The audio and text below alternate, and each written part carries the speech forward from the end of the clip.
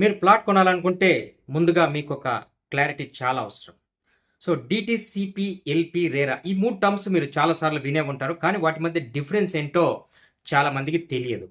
కొద్దిమంది డీటీసీపీ ఉంటే సేఫ్ అంటారు. మరికొంతమంది ఎల్పీ నెంబర్ ఉంటే సేఫ్ అంటారు. ఇంకొంతమంది రేరా ఉంటే అసలు టెన్షన్ లేదంటారు. కానీ నిజంగా ఏది కరెక్ట్? ఏది ఇంపార్టెంట్? ఈ వీడియోలో నేను మీకు సింపుల్‌గా, క్లియర్‌గా ఎక్స్‌ప్లెయిన్ చేస్తాను.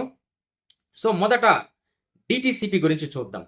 డీటీసీపీ అంటే directorate of town and country planning. సాధారణంగా ఒక లేఅవుట్ డెవలప్ చేయాలంటే గవర్నమెంట్ రూల్స్ ప్రకారం roads, drainage, parks, open space ఇలా ఇవన్నీ ప్రాపర్‌గా ఉండాలన్నమాట. సో ఈ ప్లానింగ్‌ని వెరిఫై చేసి అప్రూవల్ ఇచ్చేదే డీటీసీపీ. అంటే డీటీసీపీ అప్రూవ్డ్ లేఅవుట్ అంటే so basic planning rules follow అయ్యిందని అర్థం అన్నమాట. సో ఆ కంపెనీ. ఓకే.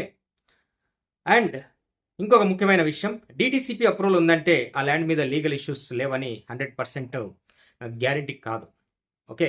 సో ఇప్పుడు ఎల్పీ నెంబర్ గురించి చూద్దాం. ఎల్పీ అంటే లేఅవుట్ పర్మిట్ నెంబర్. సో ఇది డీటీసీపీ లేదా లోకల్ అథారిటీ ఇచ్చే లేఅవుట్ అప్రూవల్ నెంబర్.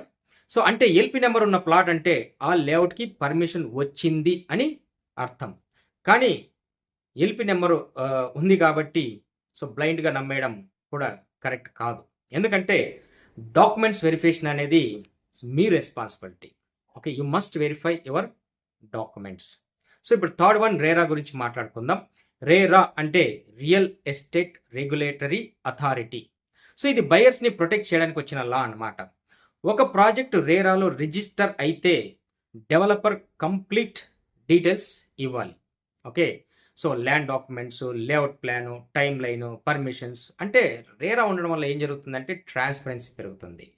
కానీ రేరా ఉంది కాబట్టి సో 100% సేఫ్ అని అజ్యూమ్ చేయకూడదు. ఎందుకంటే RERA mainly project execution and commitments మీద ఫోకస్ చేస్తుంది. So land history, ownership clarity ఇవన్నీ ఇంకా మీరు వెరిఫై చేసుకోవాలి. అంటే చివరికి కన్క్లూజన్ ఏంటంటే డీటీసీపీ కానీ, ఎల్పీ కానీ, రేరా ఇవన్నీ ఇంపార్టెంటే. బట్ కానీ అవి ఒక్కటే సరిపోవు. మీరు ప్లాట్ కొనేటప్పుడు తప్పనిసరిగా చెక్ చేయాల్సినవి ఏంటంటే సో క్లియర్ టైటిల్ ఉందా, ప్రీవియస్ ఓనర్షిప్ హిస్టరీ క్లీన్గా ఉందా, అప్రూవల్స్ జెన్యూన్గా ఉన్నాయా, సో లొకేషన్ ఫ్యూచర్ గ్రోత్ ఉందా. సో ఇవన్నీ వెరిఫై చేస్తేనే సేఫ్ ఇన్వెస్ట్మెంట్ అవుతుంది. సో ముఖ్యంగా గుర్తుంచుకోండి, రియల్ ఎస్టేట్లో షార్ట్ కట్ అంటూ ఏది లేదు. ఓన్లీ స్మార్ట్ వెరిఫికేషన్ మాత్రమే ఉంది. కాబట్టి ఈ వీడియో మీకు క్లారిటీ ఇచ్చిందని అనుకుంటున్నాను, ఒక బేసిక్ క్లారిటీ ఇచ్చిందని అనుకుంటున్నాను. సో ఇలాంటి ప్రాక్టికల్ రియల్ ఎస్టేట్ నాలెడ్జ్ కోసం మా రియల్ ఛానల్ని సబ్స్క్రైబ్ చేయండి. నెక్స్ట్ వీడియోలో ప్లాట్ కొనేటప్పుడు తప్పక తెలుసుకోవాల్సిన ఒక 10 మిస్టేక్స్ గురించి మాట్లాడుకుందాం. ఓకే. సో ప్లాట్ కొనేటప్పుడు సాధారణంగా చేసే 10 మిస్టేక్స్ ఏంటి అవి తెలుసుకుందాం. అంటిల్ దెన్ స్మార్ట్గా ఇన్వెస్ట్ చేయండి. By by. Thank you.